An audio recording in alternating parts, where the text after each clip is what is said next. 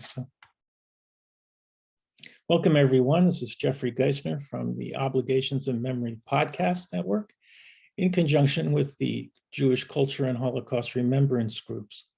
I have with me the esteemed author, Howard Kaplan, and I am really excited to talk to Howard. We have become friends. Howard also did some programs with me. So welcome, Howard, to the podcast. And thank you. It's easy from my living room to join you, so I'm happy to do that.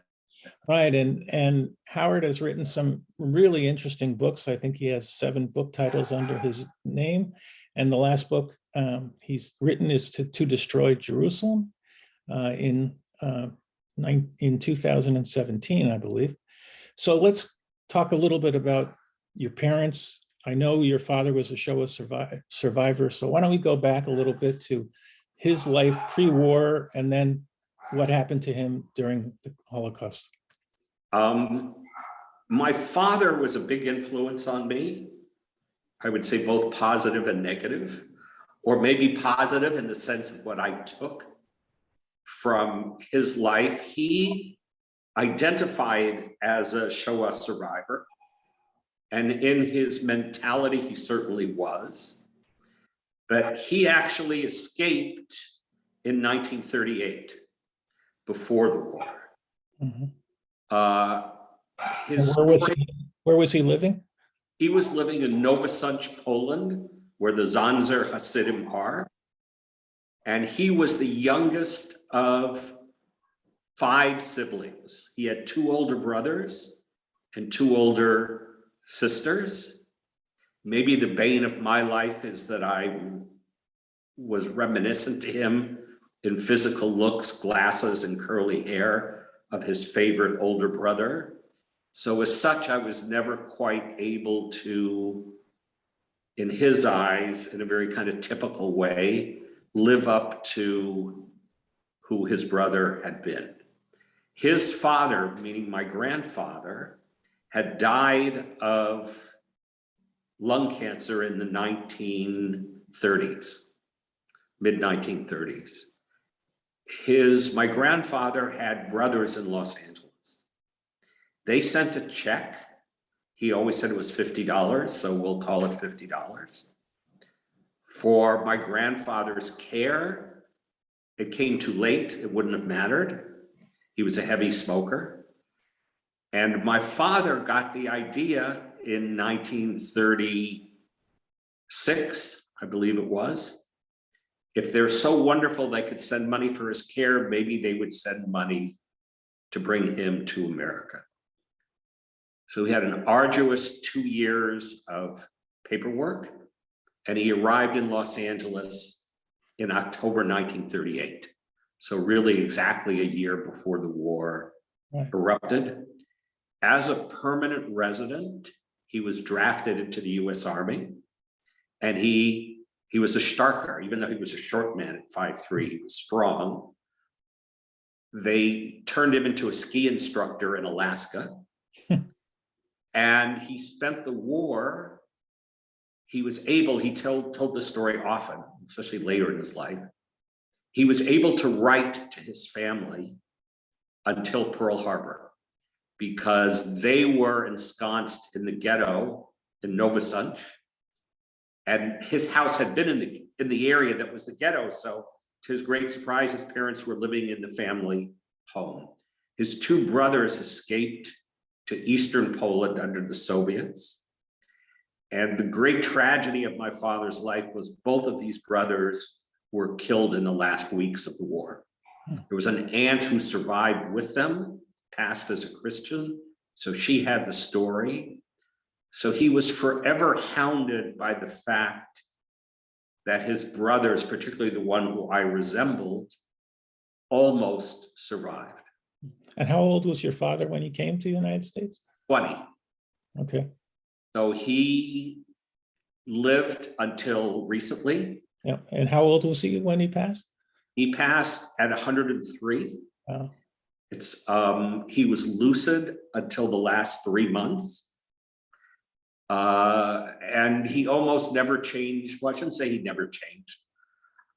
You know, the same kind of foresight that he had to get out of Poland in he would say he saw something coming. Obviously nobody knew it would be a Holocaust to the extent that it was, but Poland was next door to Germany.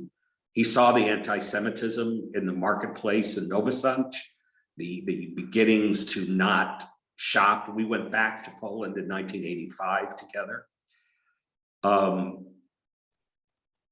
So in the same way, in America, he became a house painter and a painting contractor, was a very hard worker. He met fabulous people who took him in, and he bought real estate. He had an elemental sense that land was valuable. He bought apartment buildings. He became a very wealthy guy. And maybe the best sort of indication of this enormous spectrum of his life was when we went to Poland, he showed me how there was a beer barrel factory next door to their house. And he said the greatest joy he had in life would be to take the metal ring from the top of a beer barrel with a stick and run it down the street, the dirt street, to play with. In this second life in America, he hit a hole-in-one at the Brentwood Country Club in Los Angeles. So it's just kind of, so unbelievable, the large spectrum of what he had lived. So what I kind of gathered from knowing you a little bit is that your father had a really, really strong influence on you. But before we kind of go through that a little bit, let's talk a little bit about your mother. Was your mother a survivor, or he met your? My mother was a survivor in the more traditional sense that a lot of your viewers will be familiar with. She was a Hungarian Jewess from Berechovo, which was Czech politically, Hungarian nationally, and right now is in Ukraine, just over the border from Hungary. There were 5 girls, 1 hid out, 4 went into Auschwitz in the spring of '44, and 3 survived. So this is not an atypical Hungarian story. The tragedy maybe of it is that the sisters were not close in America, even though they'd been close in Auschwitz. My mother was the wealthy one, and she was parsimonious, both with her sisters and my sister. I didn't need anything, so I didn't feel any of this. And the story I think that was emblematic was in the ghetto in Berechovo, which was a brick factory. A lot of people know this. The Nazis came in and took her mother's wedding ring from her finger and tossed it into a bucket. So my mother, no matter how wealthy she became and how adorned she was with diamonds and minks and Cadillacs, all of which she needed to feel a sense of worth, she was always that little 15-year-old girl in the ghetto watching her mother's wedding ring go into a bucket and being terrified that it could all disappear again. So she was very frightened. And my father, as I said, my father has this opposite story. He lost his whole entire family. 1 friend, 2 cousins, and 1 aunt survived. Everybody else was killed. But he didn't go through the physical deprivation of the camps. So his mentality was both of an immigrant to America who'd seen the best and made the best of things, and of someone who constantly suffered and dreamed about his dead family. We did video testimony near the end of his life when he was 100 already, and he was very sharp. He could remember the years that all his brothers and sisters had been born. But when he was asked what year I was born in, he didn't know. And I was born in 1950, which is not a particularly hard year to recall. But in many ways, and I don't think this is not necessary. It doesn't need to be typical for survivors, and probably isn't, but his primary family was his Polish family who died. It wasn't us. I was fortunate in that beginning at 20, I found a series of mentors, both who were father figures, two of them, and both of them by chance very famous people, names that would be known. One was Arthur Hertzberg, who wrote The Zionist Idea, which is the classic text on Zionism, and we became extremely close for over 40 years. Where did you meet him? I met him at the Brandeis Bardeen Institute in Simi Valley in Los Angeles. It was a magnet for people of stature in the Jewish world. So I met him there, and I also met Michael Blankford, the screenwriter, who wrote The Juggler, which was the first Hollywood film ever made in Israel, 1953, Stanley Kramer and Kirk Douglas. And he also wrote the screenplay for the Caine Mutiny. So he was a well-known guy. And at the same time, I also met Abraham Infeld, who was 7 years my senior, who was the chairman emeritus of Hillel, and really put together the Birthright program at a party in Jerusalem. And he remains like an older brother to me. In fact, he will be here shortly in Los Angeles, and he'll stay with me. And I've been staying at his home in Jerusalem for 50 years. Wow. When I get there. So getting back, how did your parents meet each other? How did your mom? They were arranged, they both were in Los Angeles. So how did your mom get here? My mom also had aunts and uncles here. And they met in a dentist office. It was a shidduch between the two families who knew each other. That's very funny. And my mother was very pretty. She was a knockout.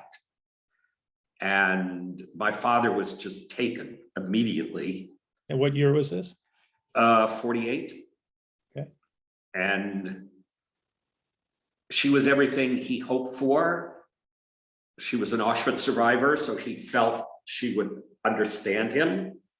She was gorgeous. She was little, and he was like 5'3.5". She was 5 feet.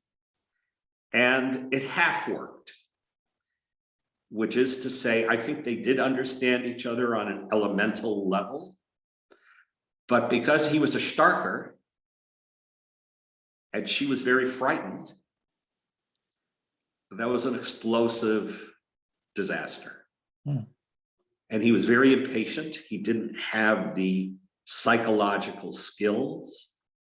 He would always say later in life, if I knew now what I knew then, but frankly, it was baloney, because he still behaved the same way. He was impatient, and he really created a life outside the house with friends, and he was a beloved guy. He was a really warm, friendly, joking guy outside the house. And how far did he live from you? Only about half a mile. Really? The whole time, his whole life, you were together? So I was outside of the fact that I went to Berkeley, which also helped me at 18. I was at Berkeley in 1968 during the turbulent times. That helped me cut from my family. Arthur Hertzberg met me and said, come to Jerusalem with me. I'll get you into Hebrew University for a year. So I went in 1970 with no Hebrew to the Hebrew University. Reconnected with Abraham Infeld then in Jerusalem, who I had just met.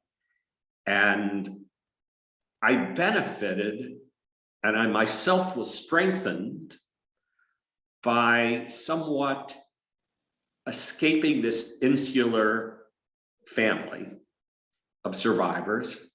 My father was always dreadfully unhappy that I was a writer. Even when one of my books was filmed, he was excited, bought tickets for family members to the opening in the theaters, but still, he would say to me shortly thereafter, like, I had such high expectations for you, and you're such a disappointment. Oh, man. Or you've had a shitty life, things like that, without any understanding, of the psychological mechanisms, either his or what it might affect me. I would say once, I can't remember how many years ago, long time ago. So maybe I was 30 or 40 and he was, in his early 60s, whatever it was. And I said to him, these criticisms that you have are hurtful. He turned without a dime and said, why? They're plain truth. And that was his way of communicating. And what about your relationship with your mother? Because I don't My hear mother was talk about your mother very much at all. right. And and that's emblematic for my whole life. I had very little relationship with my mother. I regret that. I think that I went along with my father's diminishing of her. And I think she could have been a lot more if he would not have been pounding on her all the time. But my mother, in my early years, teens and early 20s, my mother was an embarrassment to me because she was so materialistic. And like a typical story would be this, I think it was her 75th birthday or something like that. So she gets more new huge diamonds at the Brentwood Country Club. And I have a son who's fabulous. He's a Harvard-educated urban planner. And it was a pear-shaped diamond. And he was about 8 years old. And he said to my mother, Grandma, is that for self-defense? And it was really true. It's what it was for, but not in the way he meant. At that same dinner at the Brentwood Country Club, and this is two parts of the same story. She asked me if I get foot-long sandwiches at Subway because they're $5. So in the midst of these diamonds and the big country club, she's worrying about the price of a sandwich. So I said to her, I get the 12-inch. Well, she didn't know that 12 inches was a foot because she was pulled out of school at probably 15. And in the same way, in my 30s, she asked me if the sun and the moon were the same thing. And I wasn't, during that period of my life, as patient, maybe as expansive, maybe as generous as I might have been, because I was still always trying to not get clawed back into my difficulties of my family. And I have one, I'm willing to say this, I have one sister a year younger, and she's a monster because she didn't get out. And she steals, even though she's a wealthy woman. She steals from me on 2 occasions. She stole Holocaust reparations from me, recently, from this program to get money from the ghetto. So I have no relationship with her, but my son does. And I promote that because I get to do what I want and he gets to do what he wants. Sure. And his view of the next generation is that he should be close to everyone. And how old is your son now? Almost 29. Okay. He's working as an urban planner. He wants to develop sustainable, better communities for people. Where is he based? He's now in Los Angeles. He's come back after 10 years away. He did his own escape from me, and maybe we were very close, but I think in a similar way, though for different reasons, he needed to get away from me to create himself. So he left at 18 to go to college in Ohio. And then he did a fellowship in New Orleans. Then he went and worked in urban planning in Brooklyn. Then he went to Harvard for 2 years. And then he came back with a job. And where is he working? For the government or? No, he works for a private company that what they do is they have contracts with small cities who aren't big enough to have their own planning department. Mm-hmm. So San Bernardino, South Pasadena, Moore Park, places like this in Southern California. So how did you meet your wife? At Shavuot, at Temple. I'm divorced. I've been divorced a long time, but a friend brought her, and then he came up to me and he said, she's into hiking and causes. He was a Beverly Hills boy. And he goes, it's probably better for you. And he was right. So it sounds like you have some trauma. Now, I've studied and I personally have intergenerational survivor trauma. And I know you're friendly with Dr. Dana Schrager, who you grew up with. And Dr. Dana is my colleague when we were kind of working on programming together. And I can sense, and how much do you have of what you define as trauma? And well, here's what happened to me. Comes from your survivor parents? And I'm a little surprised by it. I think I was stronger in my 20s through 40s than in my 50s and above. I think this ability to separate from the family and travel around the world. I went twice to the Soviet Union, and I was one of the first people ever in 1971 to meet with the refuseniks in Moscow. I've written for the National Library of Israel about this. On my second trip, I was arrested by the KGB. I was interrogated for 4 days, arrested in Ukraine of all places, in Kharkov, which is now in the news as Kharkiv. The Ukrainian, changed the names back. I went to Syria, wrote a novel about Syria. That's the one that was filmed, about the Syrian Jewish community. So I wanted to raise issues of Jews in dire straits. So I was pretty solid during those years. Now, as my father lived a long life, in my later years, I spent a lot more time with him because he needed me more than he did when he was running around the country club, particularly in the last decade or so. And he wasn't nice. At one point, he disinherited me completely because he thought I was a gambler because I was involved in the stock market. And what all this was about, and I actually did quite well in the stock market, what all this was I could not be this brother who almost survived for him.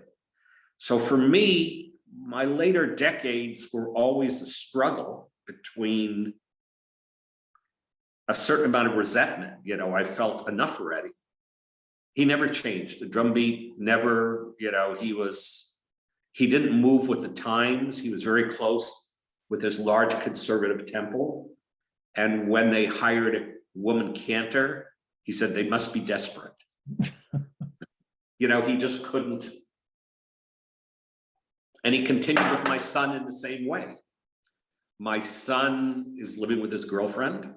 My son came from a divorced family, so his own intergenerational trauma, he just told me recently, is he's maybe a little too cautious and doesn't want to make a mistake. So he's not in such a hurry to get married, but they will get married in time.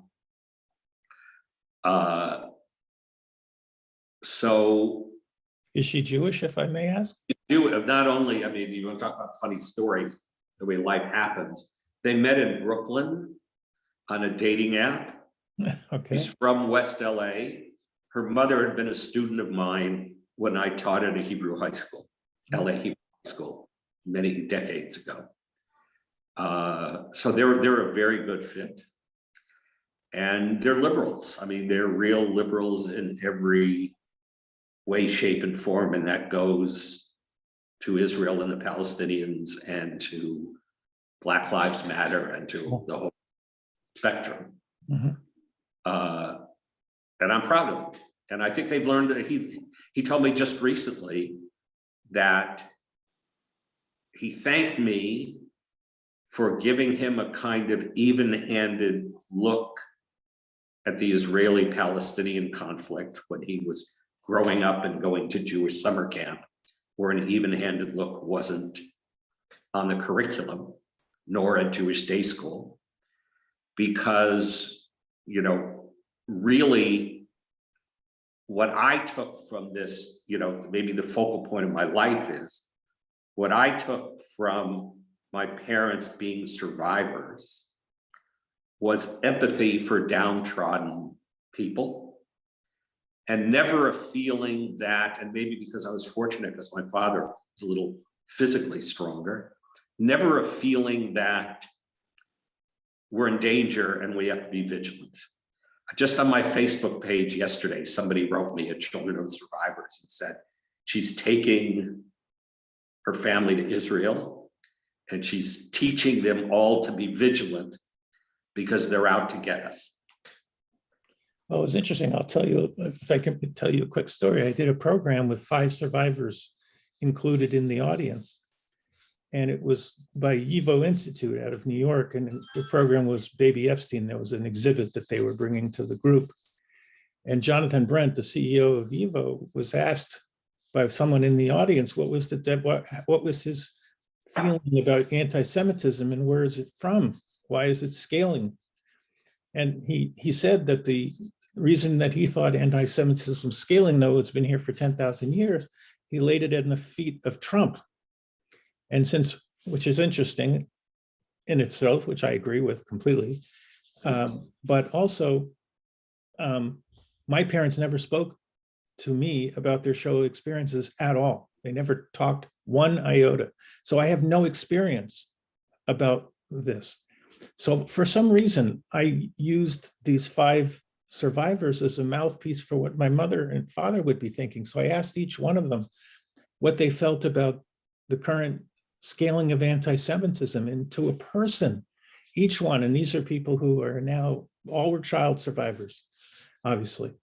And from anywhere from 80 to 95, 96, 97, they said they're scared, deathly scared about what's going on.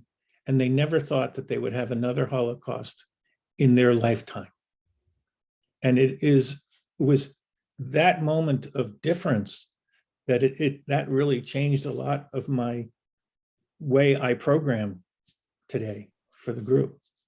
My father, interestingly, hated Trump. He was not among that group that felt, and he had friends, close friends, mostly American born, not survivors, who were big Trump supporters because they felt he was good for Israel.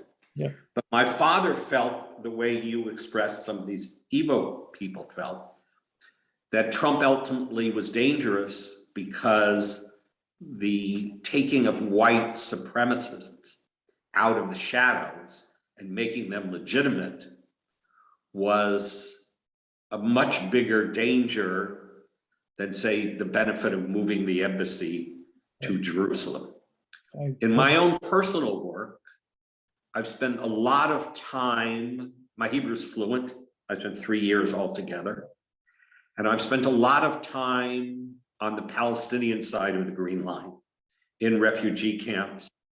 In the early years, the 1970s and 80s, I used to drive through these areas myself, stop in villages, talk to people.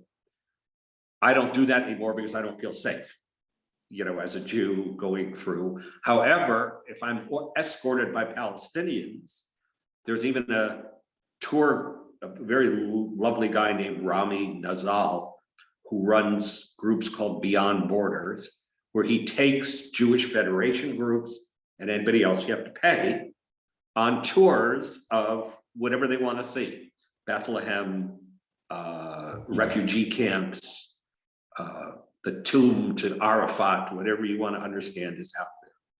So my life's work has been never trying to dehumanize opponents in my personal life, in my political life, and in my writings, trying to see both sides, Israelis and Palestinians, as human beings. maybe the best review or the most interesting review I ever got was from a book that I wrote called Bullets of Palestine, from the Palestinian paper in East Jerusalem, where the reviewer said, I woke up after reading this book looking at Israelis a little differently as human beings. And it's funny, a lot of my focus has been showing Palestinians as human beings to Jewish groups. But this was the opposite, because I have a warm Palestinian character and a warm Israeli character in a lot of my books, the same characters. The Palestinians suddenly see Israelis as human beings. And for a long time, for about a decade, I had a part-time job at UCLA teaching comparative Israeli and Palestinian fiction in translation. And to almost a person, the Jews and Israelis were interested in the Palestinian literature, and the Palestinians were interested in the Israeli literature, because both sides had not fiction, all fiction. Amos Oz, A.B. Yehoshua, the Palestinian stuff people wouldn't know, because they wanted to see the other side. They wanted to understand. I had the daughter, the Minister of Culture of Bahrain, in class at one time, and also kind of funny, I had a bunch of UCLA football players all the time, because my class ran until 1:45, and practice started at 2, and they were only on campus as little as possible. So they wouldn't take like a 9 a.m. class. So let me, we're getting towards the end. So I wanted to ask you, of the 7 books that you've written, what was your favorite? Can you define a favorite? I can define it as 2 books, because they have very different directions. When people ask me, people often ask me, what should they read or where should I start? The Damascus cover, which was the one that was filmed with John Hurt and Jonathan Rhys Meyers late in 2017, is the best thriller. It has a twist at the end that nobody sees coming. And if you're looking for an escape, it's not really terribly political, even though it's about Israel and Syria. It's really a spy story with a twist. So, and let me tell you that it's playing. Let me tell our audience that it's playing on Hulu. Yeah, it actually just moved Hulu to Stars. You know, it's just the way these things work. Yeah. I don't have any control over that. The directors, film people do. As far as the Israeli-Palestinian conflict, the one with the most gravitas, the one with the most opening an understanding of how both sides look, is this more recent one, To Destroy Jerusalem. It's about a plot to destroy Jerusalem and whether Israelis and Palestinians are going to work together to cease that. I'm often looking for a plot theme where the 2 sides can work together. So you wrote that in 2017. Are you Right. working on something now? I'm working on something now. I'm almost finished. I met an interesting guy named Brooks Newmark, who is a former member of the British Parliament, member of the House of Commons. He read the Damascus cover and somehow found me, and then he was in LA. He travels a lot. And he says, you have to go back to Syria. Now, I've been in Syria, but he didn't mean physically. He meant to write about the Syrian civil war. So this has very little to do with Israel, has something to do with Israel, because Israel was concerned about the chemical weapons, you know, that could be launched. So I'm near the end of writing a book that I think is going to be called The Syrian Sunset, about the Syrian civil war and how the failure of the West to stop Putin in Syria encouraged him to go Putin to places like Crimea and the Ukraine. Now I think Biden's ended up, I think the Americans started slow in helping the Ukrainians, but they've really ratcheted it up now in a serious way. So I think finally the West is starting to stand up to Putin in a way they didn't in Syria. And in the novel, you'll see how the costs. So when do you think, when is the publishing? When do you think you'll be? I'm just talking to some people now. I'm not quite finished, but I have enough done that I can show it to people. So I'm just in that stage. Okay, well, I want to thank you, Howard, and I want to let everyone know that this is really part one of our two-part interview. Howard's going to tell us more about his process, how he does his research. He'll tell us, for those of you in the group and are listening to the podcast and who wanted to publish, how perhaps it's either a no-sum game or it's a hard one game. But I want to thank you, Howard, for coming on board. I want you, all of us, to know that he has quite a number of books.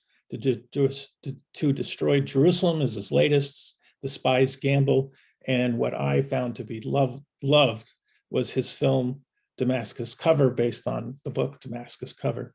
So thanks, Howard. I appreciate you being with us for the Obligations of Memory podcast. Thank you very much.